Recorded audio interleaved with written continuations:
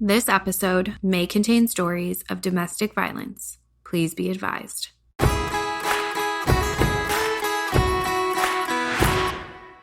Welcome to the Sage Advice Podcast, where each week we sit down with people just like you who have left abusive relationships and found healing. Don't forget to check out our website, sage.community, because together we can survive abuse with grace and empathy. Now sit back and get comfortable. The Sage Advice Podcast starts right now. Hi, everyone. Welcome to this week's episode of the Sage Advice Podcast. I'm Erin, your host, and today we're going to talk a little bit more about different types of books and concepts that have helped me and helped thousands of people.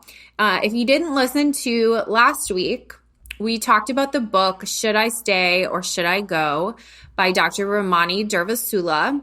And that took an in-depth look into narcissism and trying to understand if you are attracted to narcissists, what that means, what that looks like, how they make you feel.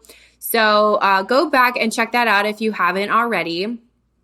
I mentioned in the previous episode that I wanted to do these books on the podcast because a lot of times when you're in that abusive relationship, you're not going to be ordering books. You know, I didn't want to admit things to myself, and I also didn't want books hanging around that would indicate to my significant other that I might be pulling away or might be leaving.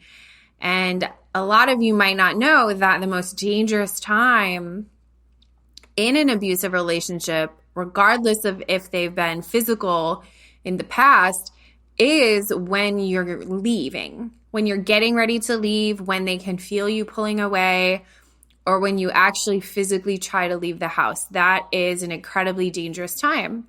And so it makes sense for people to not want to research topics or leave a browser history or anything like that. And maybe they don't want to do that with the podcast either, but I figured that it's good lessons to learn from these books.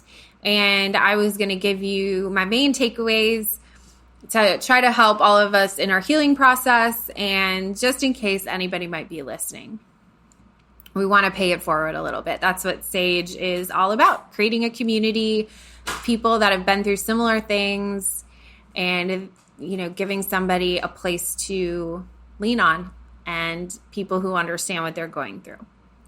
So the book that I'm choosing to talk about today is a fantastic book. I think it was the most helpful to me in really understanding from an intellectual perspective what happened, what manipulation looked like, because you can really explain it using psychology and the tactics that, you know, my ex used on me. And I considered myself, and I consider myself, a smart person. And so it was really frustrating for me to feel duped and lied to and like I fell for something. But this book explains exactly what emotional manipulation is, and more importantly, what emotional blackmail is. And so that's the title of the book, Emotional Blackmail. It was written by Susan Forward, PhD, and Donna Fraser. And so overall, this book, like I said, it really helps get into manipulation, what that feels like. They go in depth into the concept of fog, which is kind of a familiar concept to anybody who's listened to the podcast or read other books on the topic. But fog references fear, obligation, and guilt. F-O-G, fog. And those are what is used by manipulators to emotionally blackmail the person that they're with. They use fear, they use obligation, they use guilt. And that's kind of what the book is based off of, going in more in depth into different types of fears and the way that it's used. One thing I really liked about the book also is that it forces you to look at manipulation in a different way. You know, we hear the word manipulation and we think, oh, that's awful. Oh, I hate it. But every person on this planet uses manipulation every day with sometimes not even realizing it. And it doesn't have to have a negative connotation to it. But she brought up the example of learning to get what you want at a young age. You learn how to manipulate somebody, and typically that's your parents right off the bat. You know, say a little girl wants some gummy bears, goes to her mom and says, Mom, I want a snack. The mom says, no, you can't have a snack. You have to wait till dinner. Then they go to the dad, which happens all the time. Not that I know anything about that. My dad's probably laughing at this point. But, goes to the dad and asks, says, Dad, I want some gummy bears. Well, the dad says no also. But then the little girl starts to look sad and gets a little tear. And the dad caves in and gives her the gummy bears. Well, now she knows that if I cry a little bit, I can get what I want. And so it's just a natural form of manipulation to now cry, because in your mind, that gets you what you want. So it's not a different concept when we're talking about narcissists or abusive relationships. It's the same concept as a little girl wanting gummy bears and trying to use tears for her dad. It's just taken into a whole different level. And so that's what we're talking about in this book. Everybody uses some form of manipulation and emotional manipulation. But at what point does it go from normal, everyday manipulation to emotional blackmail? And emotional blackmail is not something that's unique just to romantic relationships.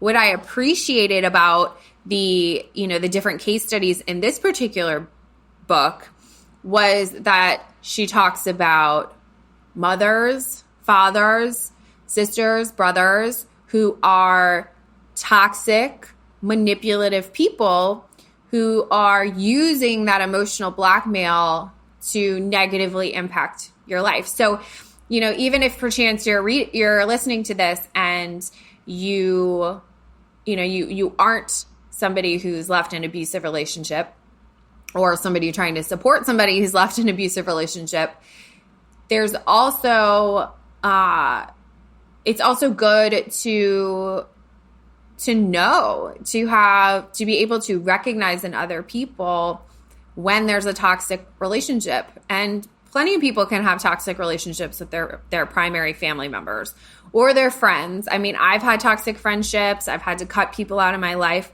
It happens. So again, emotional blackmail. So let's get into that a little bit deeper.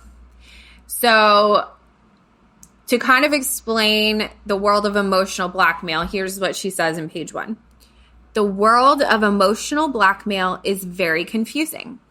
While some emotional blackmailers are clear in their threats, others may send us mixed signals, acting kindly much of the time and resorting to blackmail only occasionally.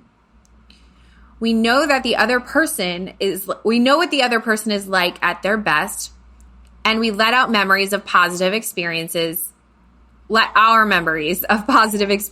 overshadow our nagging feeling that something is wrong. So what she's trying to explain is that one size does not fit all, right? There are going to be a lot of similarities in how people use manipulation tactics. Some people are just downright jerks about it all the time. And some people are, one way, a Jekyll and Hyde. That's what I always call it. They're Jekyll and Hyde type personalities where you think you have the most wonderful person one minute and then they're just a complete monster the next minute.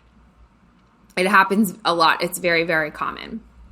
So she breaks it down into what's called the 6 deadly symptoms of emotional blackmail.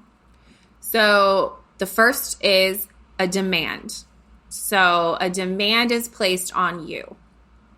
Whether, I guess an example I could use is, I want to know that you care or something like that.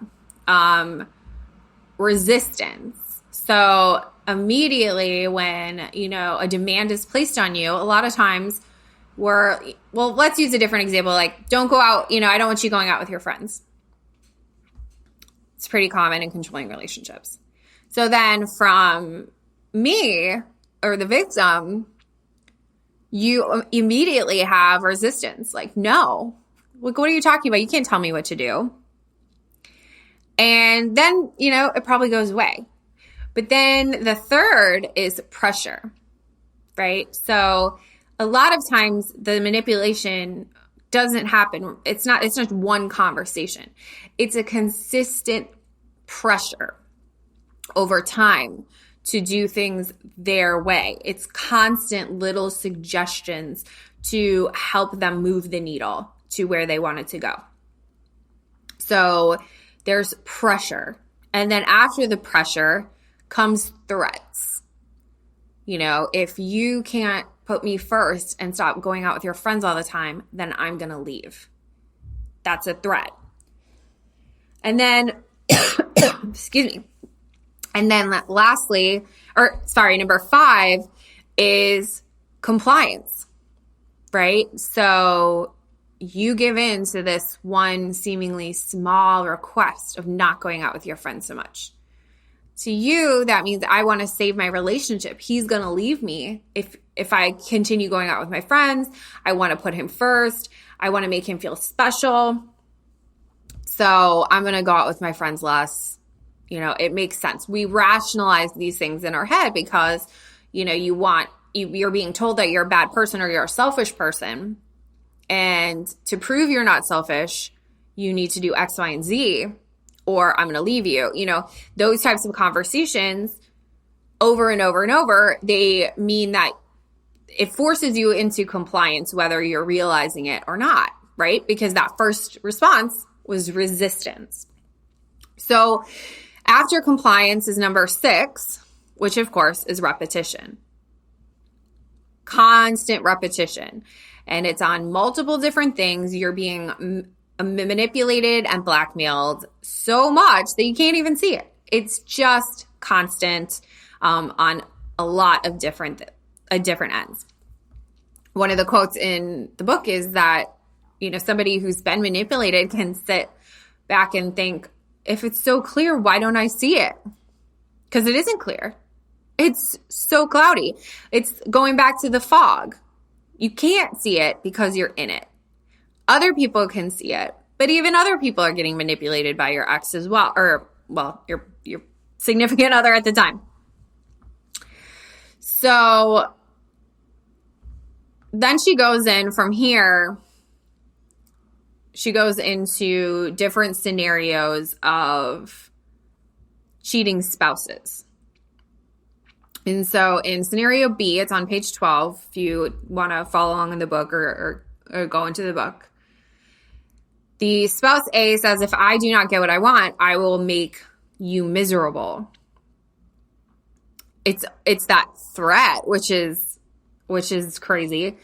And it's all about control. And they talk about it being very obvious. If you love me, you will buy me this. Prove to me you love me by doing everything I say. This is your fault for me cheating, so you must make it up to me.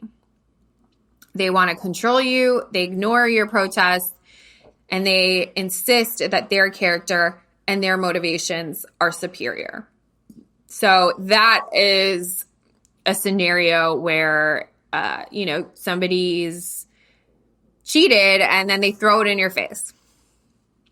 And it happens all of the time. I'd be more surprised if that didn't happen.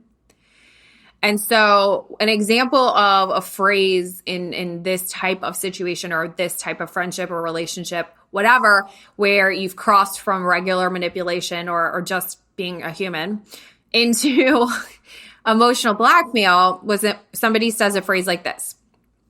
Now, if you have a friend or a loved one or anything that has said something like this to you, you need to reevaluate things. I thought you were the kind of person who'd help a friend in need, right?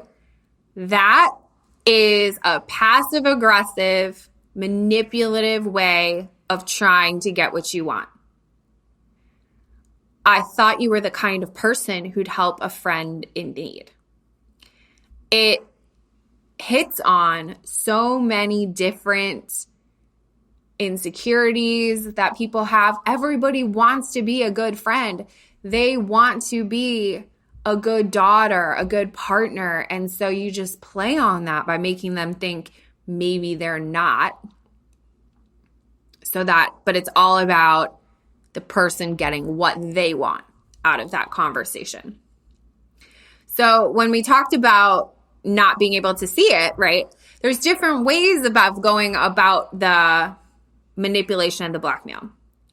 And so she brings up the other kind of blackmailer, that is the clingy control freak.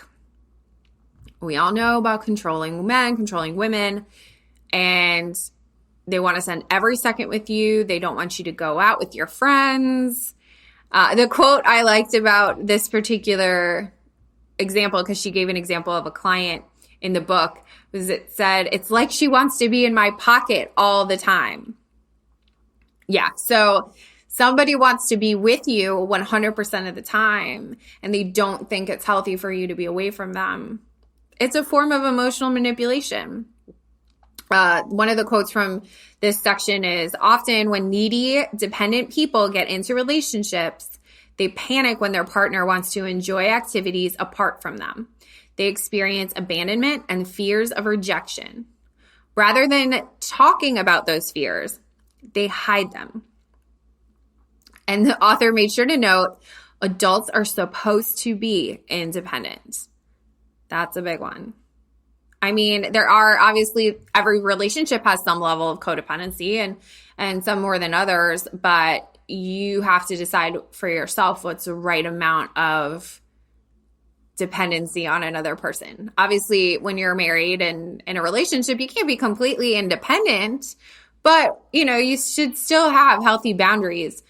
So making somebody feel guilty all of the time and backing it up by pressuring them, guilting them, that's a form of emotional manipulation. It's not a healthy relationship.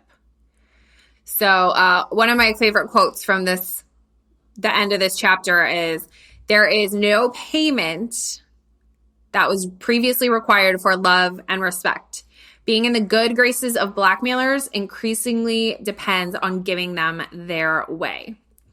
So you shouldn't have to pay for love and respect. And anybody listening to that, it's something that I think we've all faced, right? We've all been in those abusive relationships where there was a payment. Whether it was just emotional yelling, emotional arguments, God forbid physical things, but obviously that happens, being scared, all of that happens. So you just try to give them their way.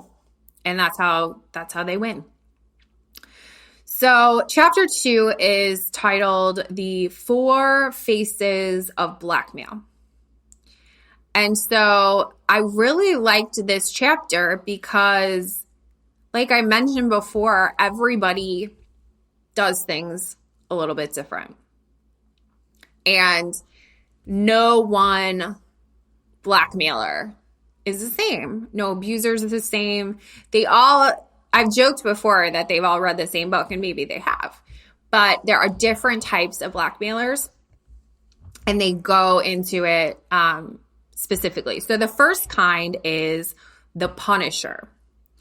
And so the punisher will say things like, if you really loved me, blank. You would do this, you would do that, you would,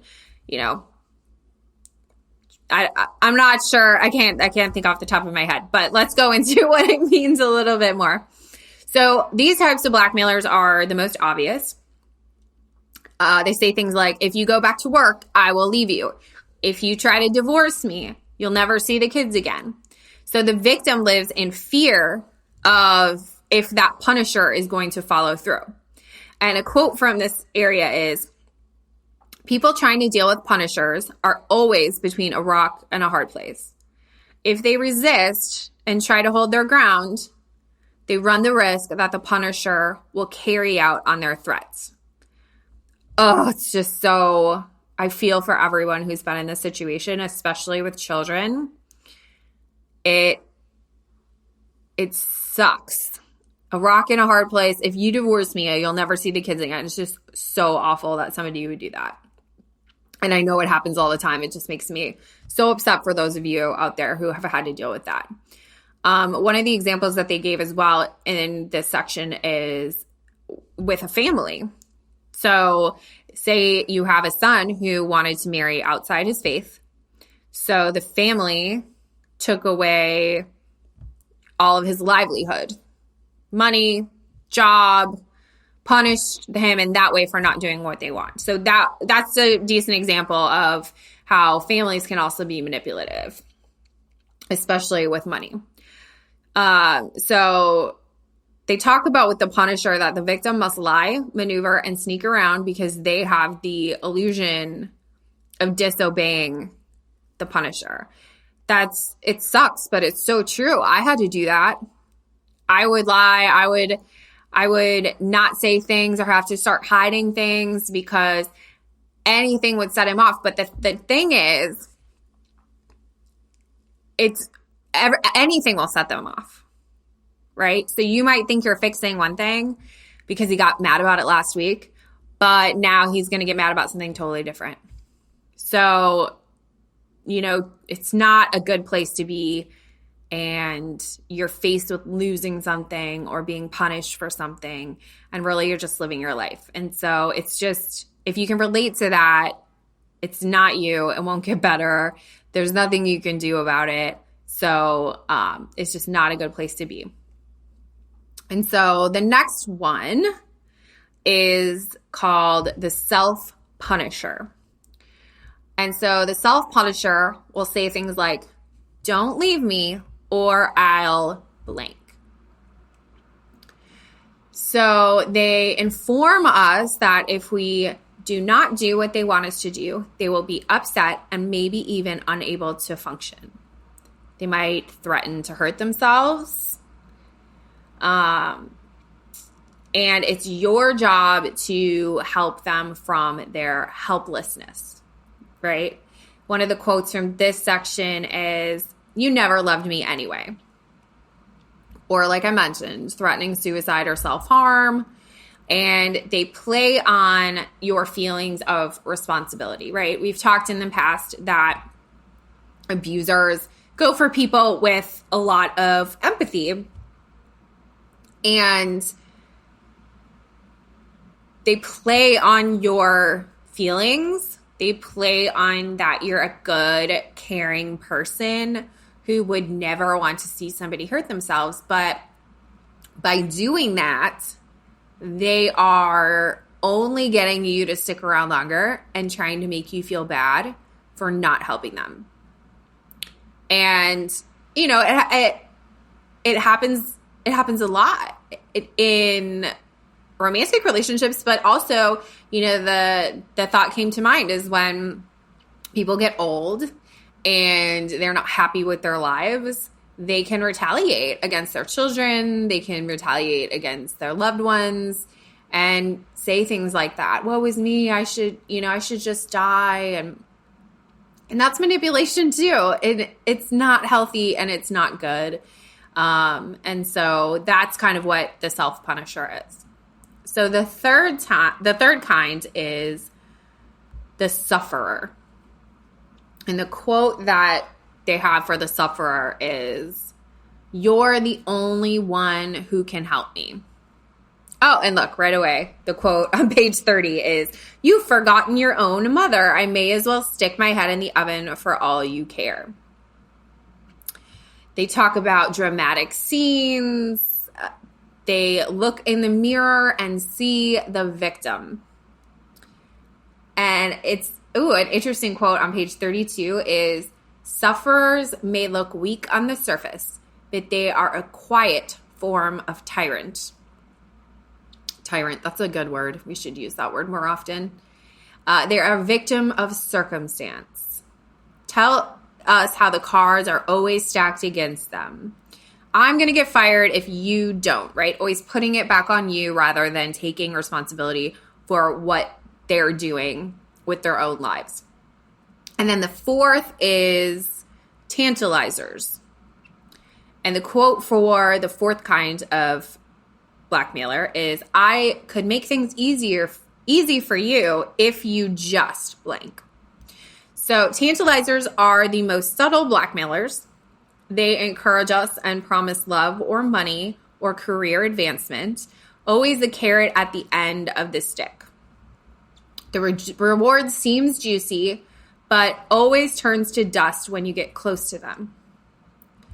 In the workplace, they talk about how that happens a lot in the workplace, where, especially with women and having kids, a lot of times, I think they did an example in the book about how a woman was guilted into not having a kid so that she could, her boss didn't want her to do that. So she just manipulated her and kept promising things if she didn't have a baby. But then those things never materialize because they were just selfish things that were never going to happen anyway. And so they dangle a better relationship, whatever you want, they will put in front of you. So we talked before about like a con artist who just shows you things that you want to see. And that's definitely what the Tantalizer is doing. So chapter 3 is really talking about the fog, right? The fear, obligation, and guilt. Fear, when humans, it's a human emotion to fear, right? They say in this section, humans are tribal, and the idea of being cut off from support or affection can almost be unbearable. And intimate relationships bring up our most potent fears. Fear of abandonment, fear of not being loved. So fear moves us into a fight or flight response and a black and white response. So when somebody says, "I will leave you, I will stop loving you," you become afraid and want to do anything you can to keep them. And so that's a strategy of the manipulator, is the fear. So with obligation, they talk about the fact that we all come to being an adult with this idea that we owe other people. The quote they had is, "A good daughter should spend time with her mother." Or, "I work my ass off for this family. At least you can be there when I get home every night." And I like that she uses, I said it before, I like that she uses real world examples of that sense of obligation, because it helps you recognize situations in your own life where, people are making you feel this sense of obligation to do what they want. Now, it's not, like I said, it's not always about negative things, but when you can recognize the tactics being used for people to get what they want, you might use them a little bit less, and you can also recognize when someone is trying to get you to do what they want to do. And then you can be able to make your own decision based on your cognitive thoughts about it. Because that's what it is at the end of the day. Everyone should be able to come to their own decisions. So other examples of obligation is, reluctance to break up a family. That's always really hard. Blackmail targets feel passionately about not wanting to harm their children. So, excuse me, I'm coughing today, but so I think that you get the idea of obligation to this like never ending sense of, I owe you. You didn't do this good enough for me. You didn't show this well enough. Like, you don't want to let your family down. There is that sense of obligation. So finally, guilt. So that, ends the fog discussion. But, guilt is a normal, everyday part of being a responsible person. Everyone feels guilty some more than others. I think it was New Girl. I just saw a preview, and I don't know if any of you have seen that show. I'm sure you have. That Schmidt was asking Jess, how you just go around feeling guilty and sorry for people all the time and feeling their feelings? And she's like, yeah. And he said, that sounds exhausting and horrible. And yeah, that's kind of what an empath is like. You just feel guilty for and bad for people all the time. And so when she talks about guilt in this book, she talks about undeserved guilt. And for people, blackmailers often encourage their partners to take responsibility for everything. Their complaints about the world, the complaints about everything. They want you to apologize, say you've done everything wrong. Some examples they give is, I'm in a lousy mood. It's your fault. I had a bad day. It's your fault. And my kids do not deserve to have their lives ruined. Me leaving is going to erase any good I've ever done with them. And so that's just an example of how people can guilt you into it. So we're running out of time here, but I thought that those were kind of the main, really important sections of the book. The rest of the book talks about, how they use different strategies like spin and being, a pathological liar to get what you want. So it goes more in depth, but really understanding the different types of blackmailers and what it means to be manipulated, and when that emotional manipulation turns from human nature into blackmail is a really important concept to understand. And so I would encourage everybody to buy this book. I'm going to put some links up on Facebook and on the website. You can find it in the blog section under our 5 favorite books. But it's called Emotional Blackmail by Dr. Susan Forward.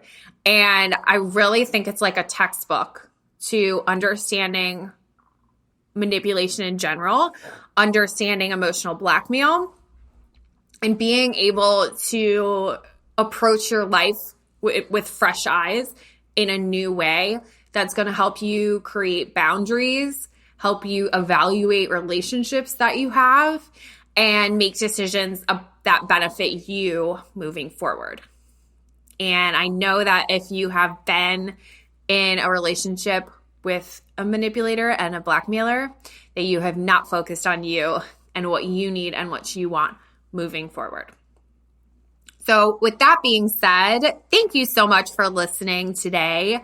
We have a lot coming up in the next few weeks. I'm not going to share, but I am excited because we have some new people coming on the show to talk about their experiences, and I cannot wait for you guys to hear it. So keep listening to the show and interacting with us online on the Facebook page at our Sage Community. We hope to see you very soon. Have a great rest of your week, and we'll talk to you later. Bye, guys.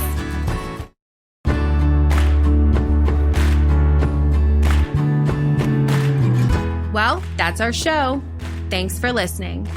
If you have any questions or if you're willing to share your story, please email us at sageadvicepodcast@gmail.com. Until next week, remember, when you're kind to yourself, the healing can begin. See you next time. This show was brought to you by inflowradio.com, the best curated talk radio network for personal development, wellness, spirituality, and conscious business. If you or someone you love is in immediate danger, please call the National Domestic Violence Hotline at 1-800-799-SAFE. That's 1-800-799-7233. For more information, please see the resources tab at sage.community.